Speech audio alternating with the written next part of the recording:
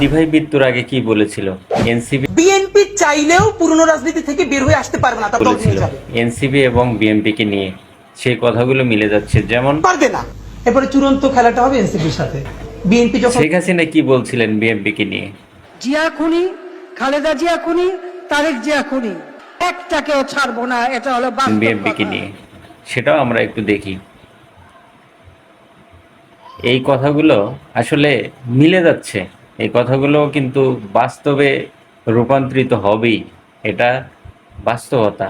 কারণ এই মানুষগুলা জানতো যে এরকম একটা কিছু হবে এই দেশে, এটা কিন্তু সত্য কথা। এখন বর্তমান যিনি স্পিকার আছেন, উনি ভারপ্রাপ্ত আহ, রাষ্ট্রপতি হয়েছেন এবং উনি একজন মুক্তিযোদ্ধা। সবচেয়ে বড় কথা কথা উনি হচ্ছে যে কথাগুলো বলেন, এই কথাগুলো আসলে বিএনপির মনোযোগ দিয়ে শোনা উচিত। বর্তমানে যে বিরোধী দল আছে জামাত ইসলামী এবং এনসিপি, এরা বিরোধিতার জন্য বিরোধিতা করে না, এরা সরকারকে তীব্র সমালোচনা করে, আবার সাথে সাথে সরকারের যে ভালো কাজ সেগুলো প্রশংসা করে। এদিক দিয়ে আমার মনে হয় যে এই বিরোধী দলটি অতীতে বিরোধী দলের চেয়ে অনেকটা দায়িত্বশীল, তারা বাংলাদেশের জনগণের কল্যাণের প্রতি তাদের দৃষ্টি নিবদ্ধ রেখেছে, এটাই আমার ধারণা। এরা অনেকেই প্রথমবারের মতো এমপি হয়েছে এবং তাদের আমি পারফরমেন্স ভালো মনে বলে করি আমার মনে হচ্ছে। জামাত এবং এনসিপিকে নিয়ে কি তথ্য দিলেন উনি? এই কথাগুলো আসলে যদি বিএনপি মানে, তাহলে ভালো। তার দলের নেতাকর্মীরাই বলছে, এগুলো তো আর আমরা বানাইয়া বলি নাই ভাই। এনসিপির জুলাই আন্দোলন করাটাই ছিল তাদের সবচেয়ে বড় অপরাধ। এই ডিবি অফিসে যদি এই 6 জন সমন্বয়ককে না নিয়ে যাইতো, তাহলে কিন্তু এই দেশে ওই গণ অভ্যুত্থানও হইতো না, আজকে কেউ ক্ষমতায় বসতে পারতো না, শেখ হাসিনার জায়গায় থাকতো, আর এই ছাত্ররা ওই ঢাকা ইউনিভার্সিটিতেই থাকতো, ওখানেই সীমাবদ্ধ থাকতো।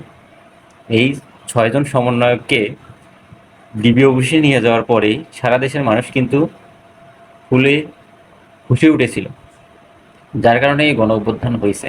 কিন্তু এই গণ অভ্যুত্থান আমি দেখি জুলাই শুধুমাত্র এই এনসিপি যারা করে তারাই মানতেছে।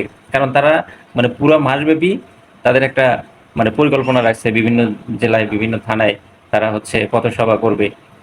কিন্তু অন্য অন্য দলের যারা আছে, যারা মানে বলে যে আমরা জুলাই আমরা প্ল্যান করেছি, তাদেরকে আসলে তেমনটা দেখা যায় না। এটা আসলে বাস্তবতা, এটা ভাই বুঝতে হবে। এটা বাংলাদেশ, আপনি অতীতকে সহজে ভুলে যেতে পারবেন। এখানে পরিবর্তন করবা, পরিবর্তন করা লাগবে না মনু, জেল হাজতে চলে যাও। এই 6 জনকে একবারে থানার মধ্যে ঢুকিয়ে দিলে তো হয়ে যায়। আপনারা নিশ্চিন্তে থাকবেন, কোনো কথা বলবে না, কেউ কেউ কোনো কথা বলবে না, আপনারা একবারে নিশ্চিন্তে ঘুমাইতে পারবেন।